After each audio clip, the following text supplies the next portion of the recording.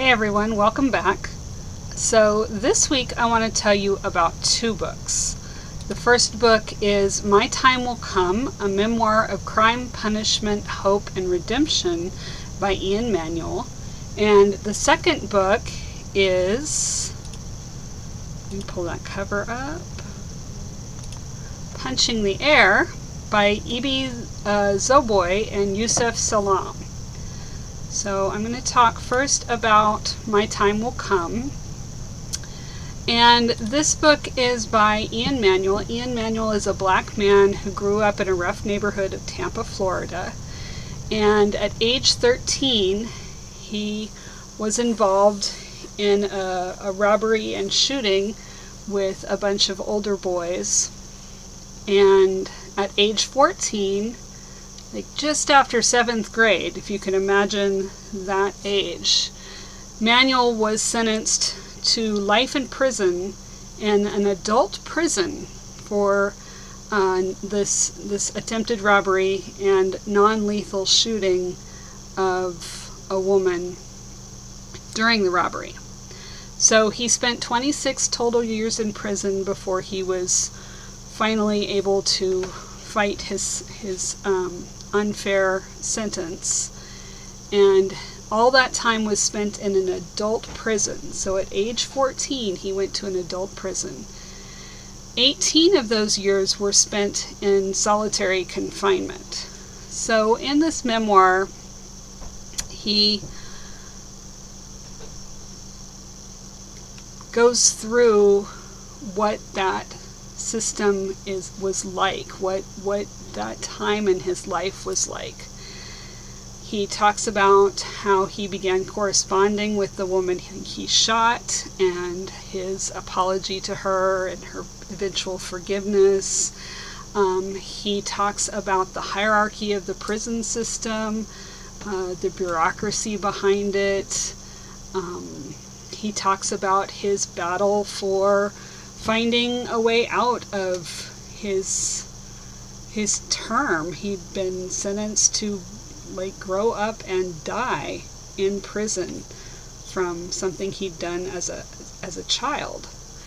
And he talks about the violence and the abuse of life in prison. So it's a pretty heavy book. And I listened to it on audio, so I heard it. He reads it himself from his own voice and his own words, so that made it even more powerful. And he talks a great deal about the kind of crushing despair and the emotional effects of life, especially in solitary confinement, on the adolescent mind. And Manuel found kind of an outlet to his despair in writing poetry. So he shares many of his poems in the book. So it was a really great listen, and I highly recommend it, but it is very violent and disturbing in some parts. So if you think that would really get to you, then you might avoid this. And I'm pairing it up with Punching the Air. Got that one here. But before I talk about Punching the Air, let me read to you a little bit from My Time Will Come. I certainly don't do his voice justice, but I want you to kind of get the feel for at least the beginning of this book. My story has been told many times. You can read it in police files and court records, case notes, and daily logs. The story of my birth, for example, told by a judge sentencing my mother to prison soon after my arrival in this world.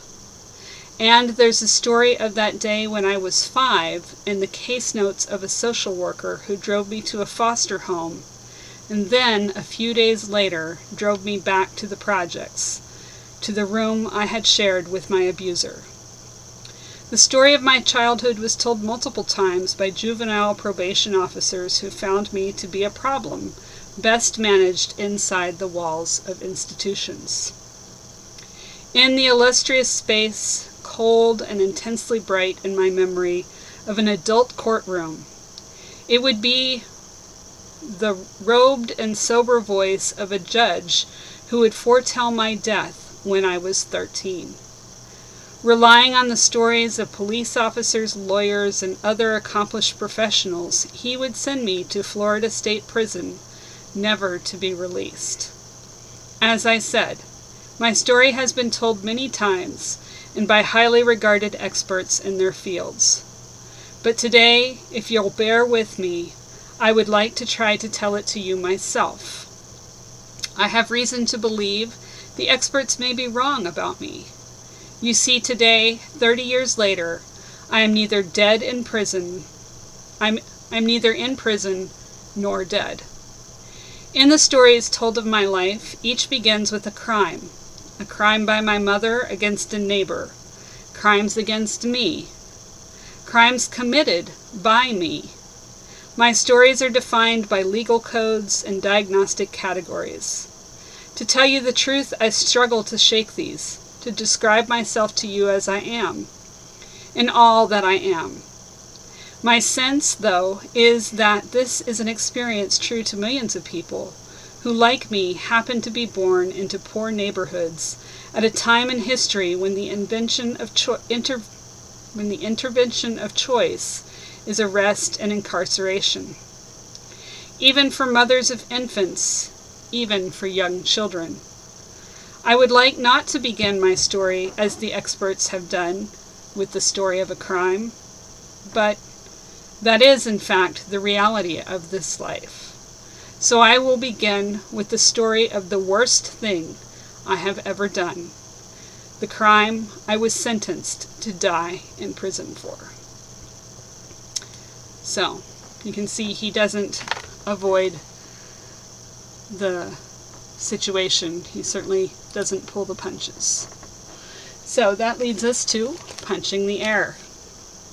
So Punching the Air is a young adult verse novel, and it's by Ibi Zoboi, who is a Haitian-born American writer who's won other awards for other books that she's written, mostly YA, and Yusef Salaam,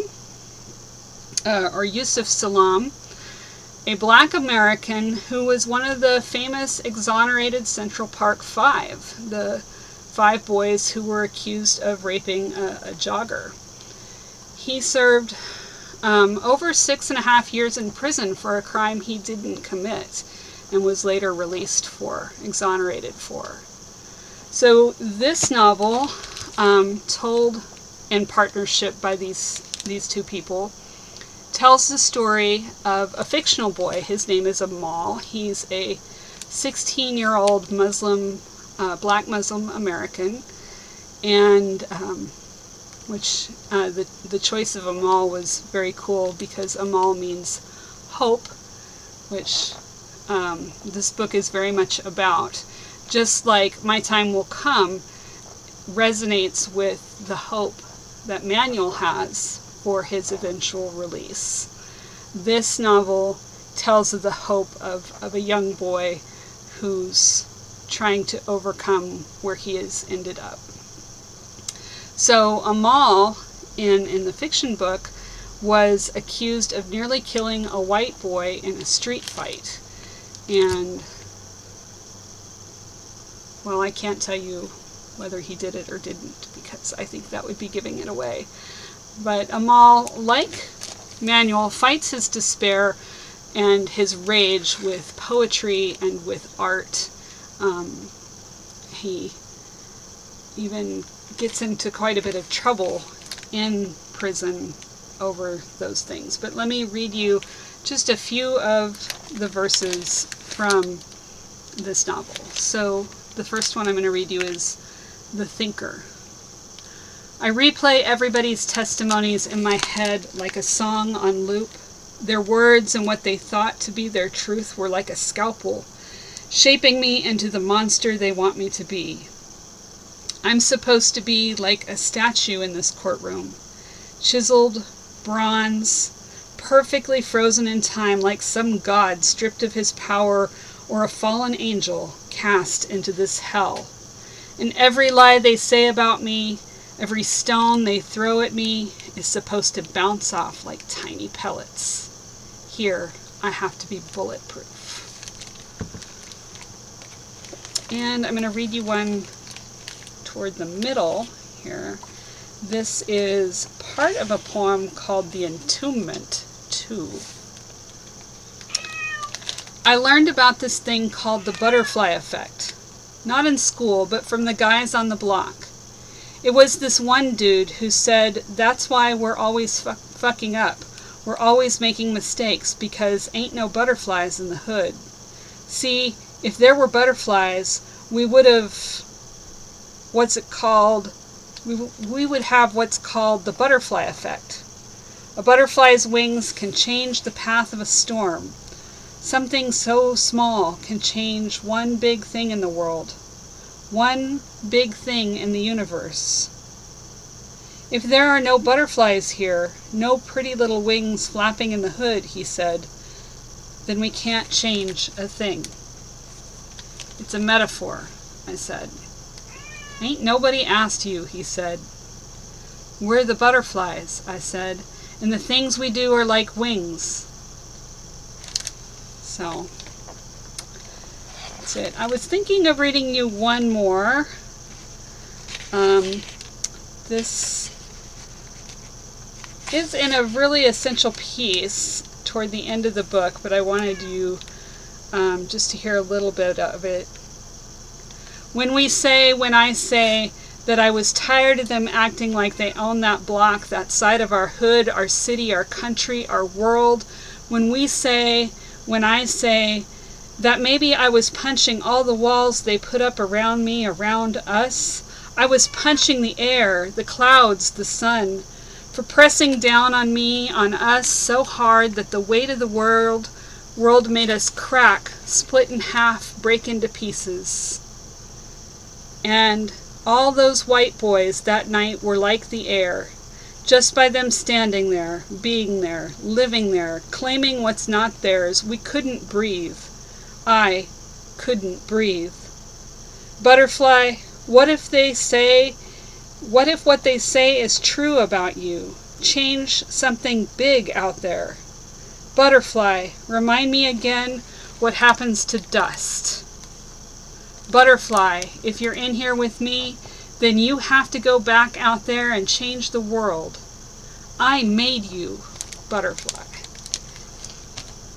So that's what this book is like. A lot of just wonderful metaphor, a lot of connection to the things going on in our world right now, and a good parallel, I think, for My Time Will Come, both of which I found very informative, very eye-opening, and in their own ways very beautiful. So I hope you have time to read them.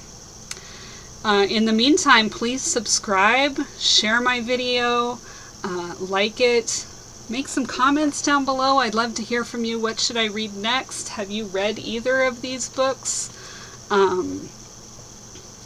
Yeah, let me know. See you later.